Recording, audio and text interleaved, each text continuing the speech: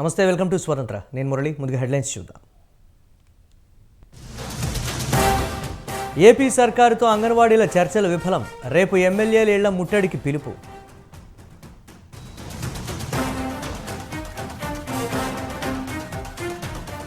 షర్మిల వచ్చిన ఏపీ కాంగ్రెస్ పరిస్థితి అంతే. అధికారంలోకి వచ్చేది జగనేనన్న మంత్రి మేరుగా.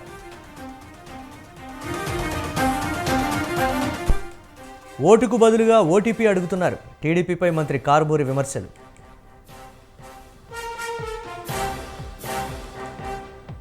ప్రజాపాలన కార్యక్రమం బాధ్యతగా చేపట్టాలి.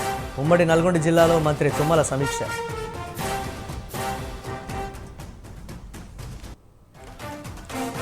స్థానిక ఎన్నికల్లో బీఆర్ఎస్ను గెలిపించాలన్న కడియం. స్టేషన్ ఘనపురంలో గులాబీ నేతల విస్తృత స్థాయి సమావేశం.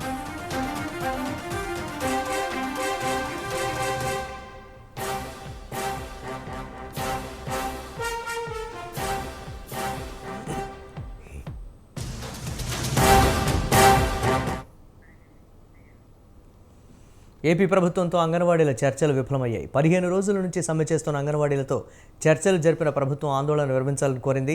మంత్రులు బొత్స సత్యనారాయణ, సజ్జల రామకృష్ణారెడ్డి అంగన్వాడీ నాయకులతో చర్చలు జరిపారు. ప్రస్తుతం జీతాల పెంపు సాధ్యం కాదని ప్రభుత్వం తేల్చి చెప్పింది. అంగన్వాడీలు విధులకు హాజరు కావాలని కోరారు. సంక్రాంతి తర్వాత మరోసారి చర్చలు జరుపుతామన్నారు మంత్రి బొత్స.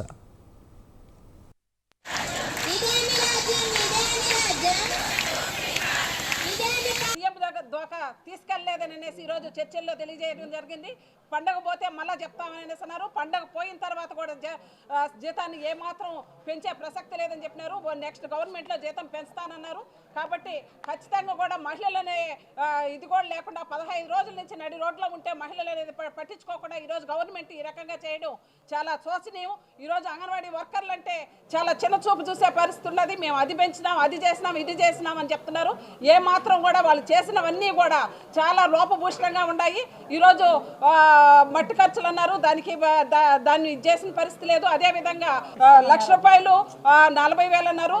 దాంట్లో కూడా పారదర్శకం లేదు. ₹1,00,000 అంగన్వాడీ వర్కర్కి ఇస్తే హెల్పర్కి 40,000 అంటే హెల్పర్ ఏమన్నా సమానం కదా? హెల్పర్ 40,000తోనే జీవితాంతం పనిచేసి 40,000తో హెల్పర్ ఏ రకంగా ఉండగలుగుతుంది అనేసి మేము అంగన్వాడీ సంబంధించి ఏదైతే అంగన్వాడీ కార్యకర్తలు అలాగే వర్కర్స్ స్ట్రైక్ చేస్తున్నారో దానికి సంబంధించి యూనియన్ నాయకులందరినీ పిలిచి సమావేశం పెట్టడం జరిగింది. కేంద్ర ప్రభుత్వం ఆమోదించిన తప్ప రాష్ట్ర ప్రభుత్వం ఉండడానికి అవకాశం లేదు. అయినప్పుడు కూడా రాష్ట్ర ప్రభుత్వం ఎవరైనా సరే రిటైర్మెంట్ అయితే వాళ్ళకి ₹1,00,000 ఇప్పుడు 50,000 ఇస్తుందాన్ని 1,00,000 చేస్తామని చెప్పాము. అలాగే వర్కర్ కోచ్ 20,000 ఇస్తుందాన్ని 40,000 చేస్తామని చెప్పాము.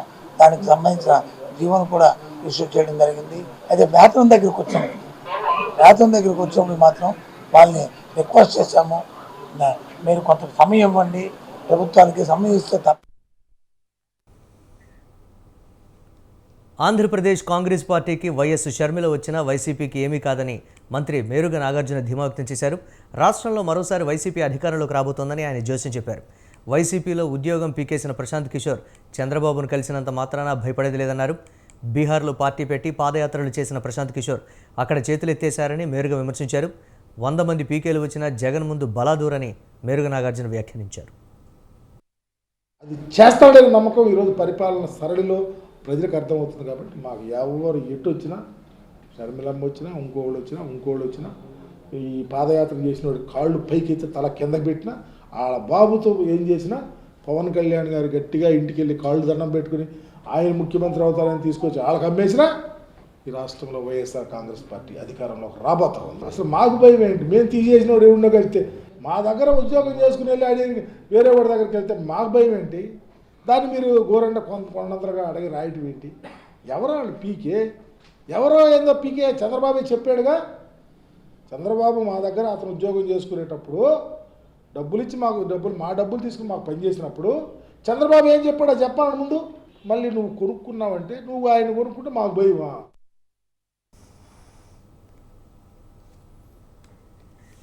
ఆంధ్రప్రదేశ్లో ఓటీపీ దొంగలు తిరుగుతున్నారు. ప్రజలు జాగ్రత్తగా ఉండాలని మంత్రి కారుమూరి నాగేశ్వరరావు హెచ్చరించారు. ప్రజాస్వామ్యంలో ఓటు అడిగే హక్కు అన్ని పార్టీలకు ఉంటుందని, కానీ ఏపీలో టీడీపీ ఓటుకు బదులు ఓటీపీ అడుగుతోందన్నారు. ఓటీపీ చెబితే మన విలువైన వివరాలు తెలుసుకొని మన ఓట్లు గల్లంతు చేస్తారని, మన ఖాతాల్లోకి జొరబడి మన డేటాను చోరీ చేస్తారన్నారు. ఓట్ల ముసుగులో ఓటీపీలు అడగడం దొంగతనానికి నిదర్శనమని మంత్రి కారుమూరి విమర్శించారు. ఇది ముమ్మాటికి సైబర్ క్రైమ్ కిందకు వస్తుందన్నారు. మీ ఇళ్లకు వచ్చి ఎవరైనా ఓటీపీ అడిగితే పోలీసులకు కంప్లైంట్ చేయాలని మంత్రి తెలిపారు.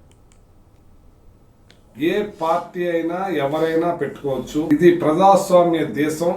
ఈ ప్రజాస్వామ్య దేశంలో ఓటు అడిగే హక్కు ఎవరికైనా ఉంది.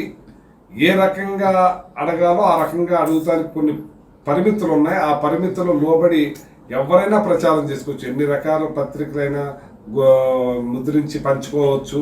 కానీ కొంతమంది ఓట్లు అడిగే ముసుగులో ఓటీపీలు అడుగుతున్నారు.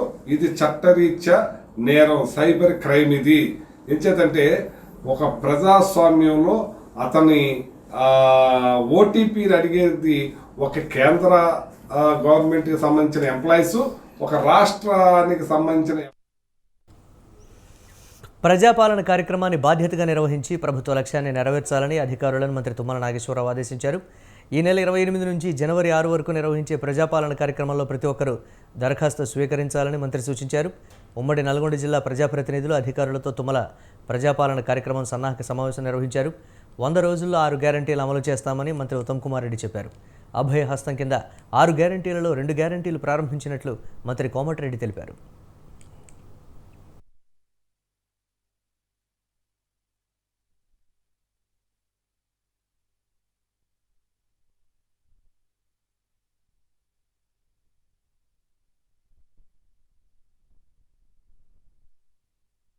సవినయంగా విజ్ఞప్తి చేస్తున్నారు. ఉదాహరణ గ్రామం ఉంటుంది, 10,000 జనాభా, ఎక్కువ మంది ఒకేసారి అప్లికేషన్స్ ఇవ్వడానికి వస్తే ఏ విధంగా హ్యాండిల్ చేయాలో అది మీరు ఇనిషియేటివ్ తీసుకోవాలి ముందే. అదేవిధంగా మరి కలెక్టర్ గారు చెప్పుంటారు మీకు, పెద్ద గ్రామ పంచాయతీలో ఈ వారం రోజుల పాటు కూడా అప్లికేషన్ తీసుకుంటారు గ్రామ పంచాయతీలో. ఎందుకంటే మనకి ఆ సందర్భం రాకూడదు. ఒక ఊరిలో పెద్ద పెద్ద క్యూలు అయిపోయి జనం యాసపడి అప్లికేషన్స్ ఇవ్వడంలో ఇబ్బంది పడి ఆ విధమైన ఊరి జనాభా బట్టి, మున్సిపల్ వార్డు యొక్క జనాభా బట్టి మీరు కౌంటర్ తయారు చేసుకోవడంలో మరి జనానికి ఇబ్బంది లేకుండా ఈ అప్లికేషన్స్ కలెక్ట్ చేసే ప్రక్రియ మీ ఇనిషియేటివ్ నుంచి మనం చేస్తున్నాం. కలగకుండా చూడాలని చెప్పి సవినయంగా విజ్ఞప్తి చేస్తున్నాను. ఉదాహరణ గ్రామం ఉంటుంది, 10,000 జనాభా, ఎక్కువ మంది ఒకేసారి అప్లికేషన్స్ ఇవ్వడానికి కావచ్చు. ఎవరైతే పెన్షన్ కావాలనుకుంటారో వాళ్ళు 4,000 రూపాయల పెన్షన్ వరకు ఈ యొక్క జైలు కార్యక్రమం ద్వారా కూడా అర్జీ పెట్టుకోవచ్చు. ఇక గృహ కింద ప్రతి గృహానికి. జనగామ జిల్లా స్టేషన్ ఘన్పూర్లో బీఆర్ఎస్ విస్తృత స్థాయి సమావేశం జరిగింది. ఈ సమావేశంలో ఎమ్మెల్యే కడియం శ్రీహరి పాల్గొన్నారు. అసెంబ్లీ ఎన్నికల్లో తనను గెలిపించి అసెంబ్లీకి మరోసారి పంపినందుకు నియోజకవర్గ ప్రజలకు ప్రత్యేక ధన్యవాదాలు తెలిపారు. నియోజకవర్గంలో అనేక సమస్యలు ఉన్నాయని వాటిపై దృష్టి సారించి పరిష్కరించే దిశగా అడుగులు వేస్తూ రానున్న స్థానిక ఎన్నికల్లో బీఆర్ఎస్ అభ్యర్థులను గెలిపించుకోవాలని కోరారు.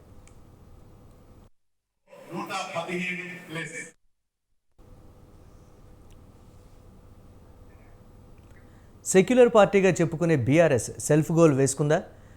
కేసీఆర్ కూతురు కవితే అందుకు కారణమంటే అవునన్న సమాధానం వినిపిస్తోంది. కాంగ్రెస్ పార్టీని విమర్శించే క్రమంలో ఎమ్మెల్సీ కవిత చేసిన వ్యాఖ్యలపై ఇప్పుడు సోషల్ మీడియా వేదికపై విపరీతంగా చర్చ సాగుతోంది. గతంలో హస్తం పార్టీ నేతలు ఆరోపించినట్లుగా బీజేపీ బీఆర్ఎస్ ఒకటేనన్న వాదన బలంగా వినిపిస్తోంది.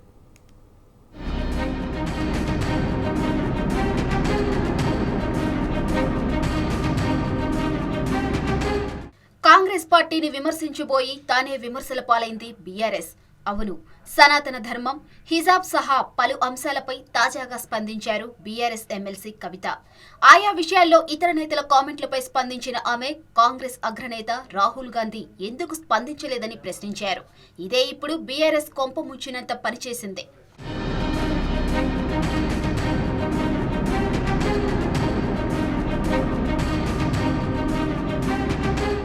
కవిత కామెంట్లను ఓసారి పరిశీలిస్తే కాంగ్రెస్ పార్టీ డీఎన్ఏలోనే హిందుత్వ వ్యతిరేక ధోరణి ఉందని ఆరోపించారామె. ఇండియా కూటమిలో భాగమైన డీఎంకే నేతలు సనాతన ధర్మం గురించి అవమానించేలా మాట్లాడినప్పుడు, హిందీ మాట్లాడే రాష్ట్రాలను గోమూత్ర రాష్ట్రాలంటూ అవహేళన చేసినప్పుడు కూటమిలో కీలక పాత్ర పోషిస్తున్న కాంగ్రెస్ పార్టీ ఎందుకు స్పందించలేదంటూ విమర్శలు గుప్పించారామె. అసలు ఈ విషయాలపై రాహుల్ గాంధీ ముందే ప్రశ్నించి ఉంటే మరోసారి ఇలాంటి కామెంట్లు వచ్చి ఉండేవి కావంటూ చెప్పుకొచ్చారామె.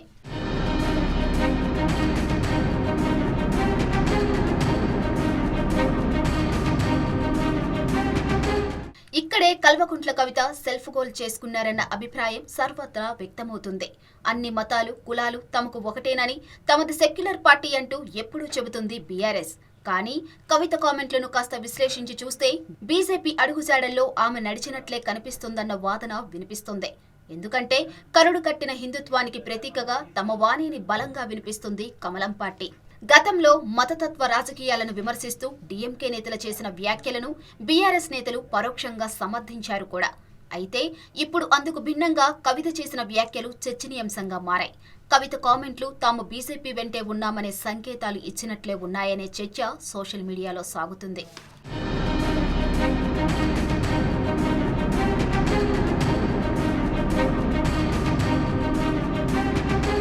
నిజానికి కేవలం కవితే కాదు, గతంలో కేసీఆర్ సైతం డీఎంకే నేతల వ్యాఖ్యల్లో తప్పేముందంటూ వ్యాఖ్యానించారు. అది వాళ్ల వ్యవహారం అంటూ లైట్ తీసుకున్నారు. కానీ ఇప్పుడు అధికారం పోవడంతో ఒక్కసారిగా గులాబీ నేతల మాటల్లో మార్పు వచ్చిందన్న విమర్శలు వినిపిస్తున్నాయి. ఇంకా చెప్పాలంటే బీజేపీ బీఆర్ఎస్ మైత్రి బంధం బట్టబయలైందన్న కామెంట్లు వెల్లువెత్తుతున్నాయి.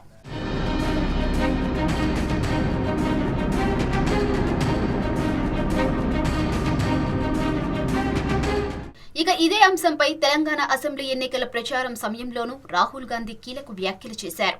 బీజేపీ బీఆర్ఎస్ ఒకటేనని ఆరోపించారు. ఇప్పుడు కవిత చేసిన వ్యాఖ్యలతో అది నిజమేనన్న సంకేతాలు ప్రజల్లోకి బలంగా వెళ్లాయన్న అభిప్రాయం వ్యక్తమవుతుంది. మరి ఈ మొత్తం వ్యవహారంపై, ప్రత్యేకించి కవిత వ్యాఖ్యలపై బీఆర్ఎస్ ఎలా స్పందిస్తుందో చూడాలి మరి.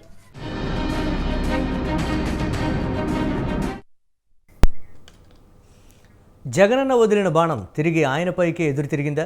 పరిస్థితి చూస్తుంటే అలానే ఉంది అన్న వ్యాఖ్యలు వినిపిస్తున్నాయి. వైఎస్ఆర్టీపీ అధినేత్రి వైఎస్ షర్మిలను ఏపీ వైపు ప్రయోగిస్తోంది కాంగ్రెస్ పార్టీ.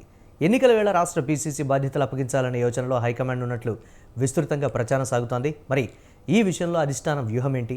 ఏ ప్రయోజనాలు ఆశించి షర్మిలను ఆంధ్రప్రదేశ్లో రంగంలోకి దింపబోతున్నారు?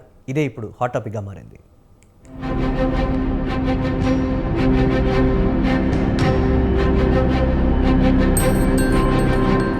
తెలంగాణలో సాధించిన విజయం కాంగ్రెస్ పార్టీలో జోష్ నింపింది. ఈ క్రమంలోనే ఏపీలోనూ మళ్లీ పుంజుకోవడానికి అవసరమైన కసరత్తులను మొదలుపెట్టింది హైకమాండ్. ఈ నేపథ్యంలోనే గతంలో తమతో చేతులు కలిపిన వైఎస్ఆర్టీపీ అధినేత్రి వైఎస్ షర్మిలకు కీలక బాధ్యతలు అప్పగించేందుకు రంగం సిద్ధం చేసిందన్న వాదన వినిపిస్తోంది. ప్రత్యేకించి ఏపీ కాంగ్రెస్ బాధ్యతలు షర్మిలకు అప్పగించడం ద్వారా పార్టీకి మునుపటి వైభవం తేవాలని కాంగ్రెస్ హైకమాండ్ యోచిస్తోందన్న అభిప్రాయం వ్యక్తమవుతోంది.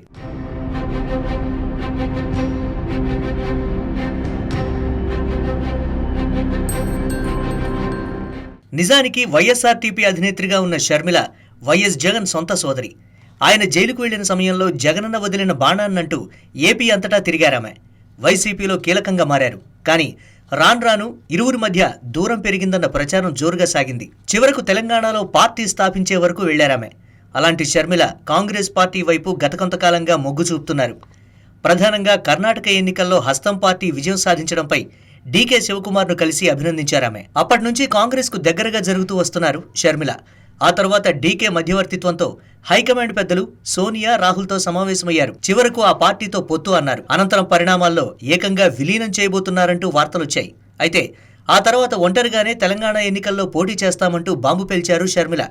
మళ్లీ 1-2 రోజులు గడిచాయో లేదో తాము పోటీ నుంచి విరమించుకుంటున్నామని చెబుతూ కాంగ్రెస్ పార్టీకి బేషరతుగా మద్దతు ప్రకటించారు.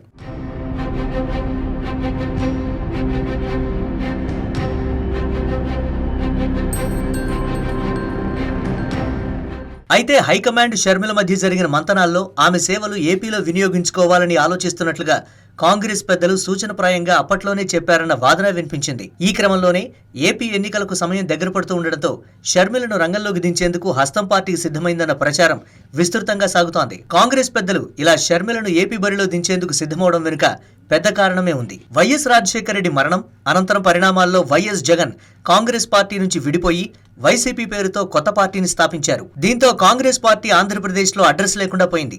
కేడర్ అంతా వైసీపీ వైపే వెళ్లడంతో 2014-2019 ఎన్నికల్లో ఘోర పరాజయాన్ని చవిచూసింది. ఇలాంటి వేళ షర్మిలను తెరపైకి తీసుకురావడం, కీలకమైన రాష్ట్ర సారథ్య బాధ్యతలు అప్పగించడం ద్వారా వైసీపీలో ఉన్నటువంటి వైఎస్ సానుభూతి పరులు తిరిగి కాంగ్రెస్ పంచన చేరతారని భావిస్తోంది హైకమాండ్.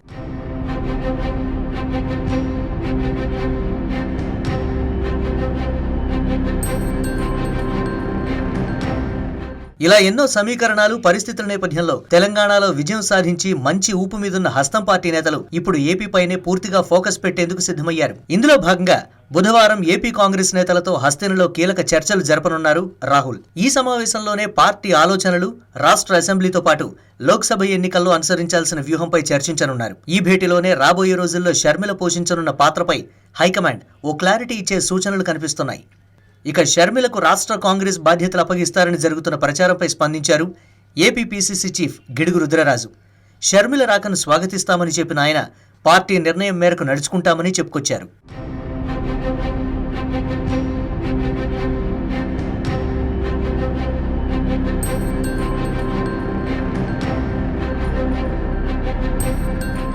మరో కీలక అంశం, ఏపీలో వైఎస్ జగన్ను ఓడించేందుకు టీడీపీ, జనసేన ఇప్పటికే చేతులు కలిపాయి. అయితే ఈ విషయంలో కాంగ్రెస్ పార్టీ కూడా తమకు కలిసి వస్తుందని ఆయా పార్టీల నేతలు భావిస్తున్నట్లుగా ప్రచారం సాగుతోంది. ఎందుకంటే తెలంగాణ ఎన్నికల్లో టీడీపీ పోటీ చేయలేదు, చివరి నిమిషంలో పోటీ నుంచి విరమించుకుంది.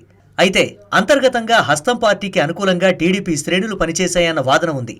అంతేకాదు కొంతమంది కాంగ్రెస్ అభ్యర్థులైతే ఏకంగా టీడీపీ కండువాలు సైతం మెళ్ళో వేసుకుని ప్రచారానికి వెళ్లడం అప్పట్లోనే హాట్ టాపిక్ గా మారింది. చివరకు కాంగ్రెస్ అధికారంలోకి వచ్చింది. ఈ అంశాన్ని దృష్టిలో పెట్టుకుని కాంగ్రెస్ సహకారం తమకు ఏపీలో అందొచ్చని టీడీపీ, జనసేన కూటమి అంచనా వేస్తోంది. ఇందుకు తగ్గట్లుగానే తాజాగా షర్మిల క్రిస్మస్ సందర్భంగా నారా లోకేష్ కు గిఫ్ట్ పంపుతూ చేసిన కామెంట్లు ఏపీ రాజకీయాల్లో పెను సంచలనం సృష్టించాయి.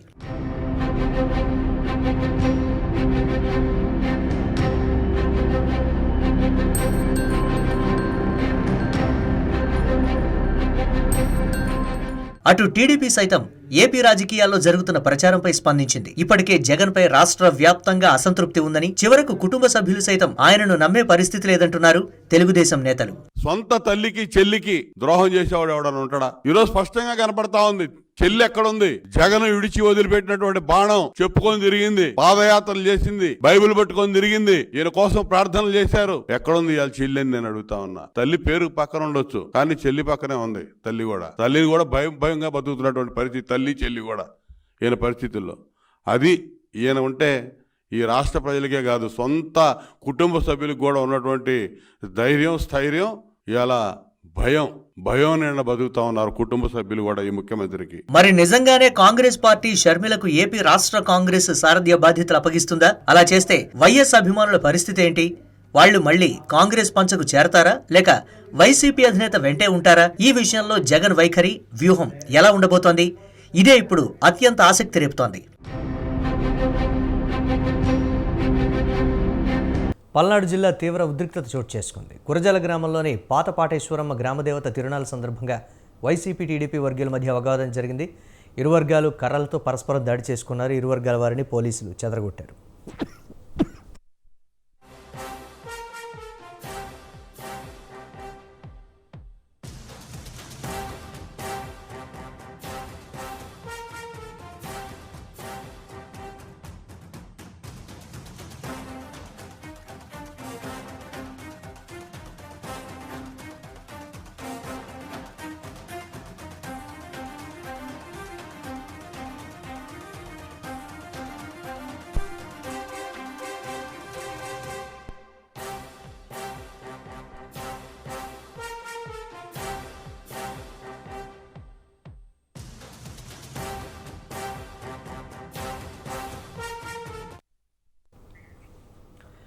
వరంగల్ నగరంలో ఈ సంవత్సరం 7.71% నేరాల సంఖ్య పెరిగిందని నగర పోలీస్ కమిషనర్ అంబర్ కిషోర్ ఝా తెలిపారు. సంవత్సరాంతం క్రైమ్ రిపోర్టరు విడుదల చేసిన సందర్భంగా కమిషనర్ అంబర్ కిషోర్ ఝా మీడియాతో మాట్లాడారు. తెలంగాణ శాసనసభకు ఇటీవల జరిగిన ఎన్నికలను సమర్థవంతంగా నిర్వహించామని ఈ సందర్భంగా కమిషనర్ చెప్పారు. అసెంబ్లీ ఎన్నికల సందర్భంగా నగరంలో 26 కేసులకు గాను 6,15,54,649 రూపాయలు స్వాధీనం చేసుకున్నట్లు వరంగల్ నగర పోలీస్ కమిషనర్ అంబర్ కిషోర్ ఝా వివరించారు. నగరంలో అసాంఘిక శక్తులపై ఉక్కుపాదం మోపుతామని సిపి అంబర్ కిషోర్ ఝా తెలిపారు. ఈ సంవత్సరం 2023లో లాస్ట్ ఇయర్ నుంచి 7.71% ఓవరాల్ క్రైమ్ పెరిగింది. అది చాలా న్యాచురల్ ఉంది, ఎందుకు మనం ఫ్రీగా రిజిస్ట్రేషన్ చేస్తున్నాము. క్రైమ్ అగైన్స్ట్ ఉమెన్ కూడా 18% పెరిగింది. సో ఎలక్షన్లో మనము దాదాపు 12 crore మొత్తం వాల్యూకి liquor, ganja, cash, valuable metals అన్ని సీజ్ చేయడం జరిగింది. 270 కేసెస్ బుక్ చేయడం జరిగింది. ఈ ప్రాసెస్ లో మేము మీ అందరికీ రిక్వెస్ట్ చేస్తున్నాము, పోలీస్ ఎప్పుడు కూడా పబ్లిక్ కోసం సిద్ధంగా ఉంటారు. మీ దృష్టిలో కూడా ఏం విషయం వచ్చినా మా దగ్గర రండి. చిత్తూరు జిల్లా కాణిపాకం శ్రీ వరసిద్ధి వినాయక స్వామి దేవాలయానికి అయోధ్య రామ మందిరం స్వామివారి ప్రచార రథం చేరుకుంది. ప్రచార రథానికి ఓ వెంకటేశు ఆలయ అధికారులు అఖండ స్వాగతం పలికారు. ఆలయం మాడవీధుల్లో మేళతాళాలతో వేద పండితుల వేద మంత్రాలతో ఊరేగింపుగా తీసుకువెళ్లి ఆలయం దగ్గర ఉంచి ప్రత్యేక పూజలు నిర్వహించారు. అయోధ్య ఆలయం నుంచి వచ్చిన స్వాములు అధికారులకు ప్రత్యేక దర్శనం ఏర్పాట్లు చేశారు.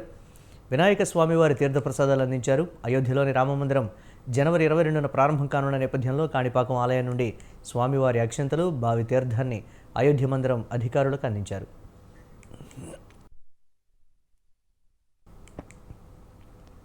పౌర్ణమి సందర్భంగా విజయవాడలోని కనకదుర్గమ్మ అమ్మవారిని టీటీడీ మాజీ చైర్మన్ వైవి సుబ్బారెడ్డి దర్శించుకున్నారు. అమ్మవారికి వెండి తొడుగు, బంగారం తొడుగు ఆభరణాలను సమర్పించారు. అనంతరం అమర అనే భక్తుడు అమ్మవారి గుడికి 2 వాహనాలను సమర్పించారని తెలిపారు. రాష్ట్ర ప్రజలందరికీ అమ్మవారి కరుణా కటాక్షాలు ఉండాలని అమ్మవారిని కోరుకున్నానని వైవి సుబ్బారెడ్డి తెలిపారు. రానున్న ఎన్నికల్లో మళ్లీ జగన్ అధికారంలోకి రావాలని అమ్మవారిని కోరుకున్నానని సుబ్బారెడ్డి చెప్పారు.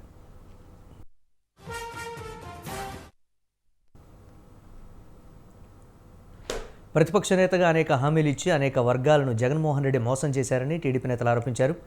మున్సిపల్ కార్మికుల న్యాయమైన కోరికలను వెంటనే పరిష్కరించాలని వారు ప్రభుత్వాన్ని డిమాండ్ చేశారు. చిత్తూరు జిల్లాలో మున్సిపల్ కార్మికులు రోడ్డెక్కారు. తమ న్యాయ డిమాండ్ల పరిష్కారం కోసం రోడ్డెక్కి నిరసన తెలపాల్సిన దుస్థితి ఏర్పడిందని వారు వాపోయారు. తక్షణమే తమ సమస్యలు పరిష్కరించాలని, లేదంటే ఉద్యమాన్ని ఉధృతం చేస్తామని హెచ్చరించారు. మున్సిపల్ వర్కర్ల సమ్మెకు టీడీపీ నేతలు మద్దతు తెలిపారు.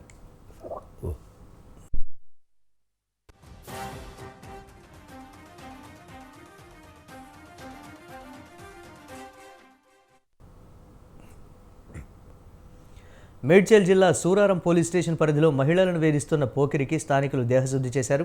వాట్సాప్, ఇన్స్టాగ్రామ్లలో అశ్లీల మెసేజ్లు పెట్టి అమ్మాయిలను వేధిస్తున్న కౌడిపల్లికి చెందిన పోకిరి నాని అలియాజ్ సికందర్ను పోలీసులకు అప్పగించారు. మల్లారెడ్డి కాలేజీలో బీఎస్సీ చదివిన 25 ఏళ్ల నాని గంజాయికి అలవాటు పడ్డారని సూరారం సీఐ వెంకటేశ్వరరావు తెలిపాడు. వాట్సాప్ ఫోన్లలో అమ్మాయిలతో 10 రోజులుగా అసభ్యంగా మాట్లాడి వేధిస్తున్నట్లు చెప్పారు. డయాగ్నిక్ సెంటర్లో పనిచేసే నాని టెస్టులకు వచ్చే మహిళల ఫోన్ నెంబర్లకు అశ్లీల మెసేజ్లు చేస్తున్నట్లు తెలిపాడు. నానిపై ఈవ్టీజింగ్ కేసు పెట్టామని, అతడిపై దాడి చేసిన వారిపై కూడా కేసు నమోదు చేసి దర్యాప్తు చేస్తున్నట్లు సీఐ తెలిపారు. సో మన వాళ్ళందరూ దీన్ని పట్టుకున్నారు, వీళ్ళ నంబర్ ట్రాప్ చేసి పట్టుకున్నారు. అన్ని నాకు బ్యాడ్ కామెంట్స్, చాలా స్లాంగ్ కూడా చాలా గలీజ్గా బ్యాడ్ వర్డ్స్ యూజ్ చేస్తున్నాడు. ఎందుకు ఇట్లా పెడుతున్నారా అంటే, నువ్వు నాది ఏం చేస్తావు, నేను గంజాయి తాగుతాను, అది తాగుతాను, ఇది తాగుతాను అని అంటే. ఇది ఒక 3 days నుండి అవుతుంది. 3 days నుండి అవుతుంటే నేను మంచిగా అడిగినాను, ఏమైంది, మీరు ఎవరు అసలు అని అడిగితే, లేదు నేను నిన్ను గంజాయి తాగుతా, నేను ఇట్లా చేస్తా, అట్లా చేస్తా, మొత్తం బ్యాడ్ కామెంట్స్ యూట్యూబ్లో, ఇన్స్టాలో అన్నిట్లో పెడుతున్నాడు. సో అందుకే వీడిని పట్టుకోవడం జరిగింది మన వాళ్ళ ద్వారా. కృష్ణా జిల్లా పామరు నియోజకవర్గం పమిడిముక్కల మండలం హనుమంతపురంలో అగ్ని ప్రమాదం జరిగింది. విద్యుత్ షార్ట్ సర్క్యూట్ కారణంగా ఓ ఇల్లు అగ్నికి పూర్తిగా ఆహుతైంది. హనుమంతరాపురానికి చెందిన కాగిత కాకాని పూరిల్లు దగ్ధమైపోయిందని అగ్నిమాపక సిబ్బంది వివరించారు. విద్యుత్ షార్ట్ సర్క్యూట్ కారణంగా అగ్ని ప్రమాదం సంభవించిందన్నారు. ఈ అగ్ని ప్రమాదంలో సుమారు 3 లక్షల రూపాయల మేర ఆస్తి నష్టం సంభవించినట్లు అంచనా వేసినట్లు అగ్నిమాపక సిబ్బంది తెలిపారు.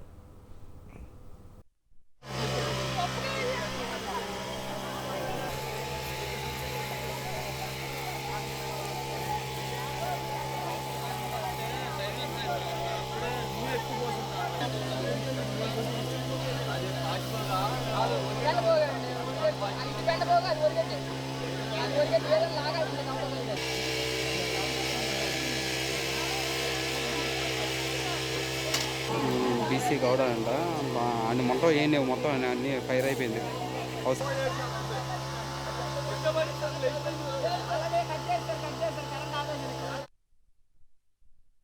ఇవి ఇప్పటి వరకు అప్డేట్స్. కీప్ వాచింగ్ స్వతంత్ర.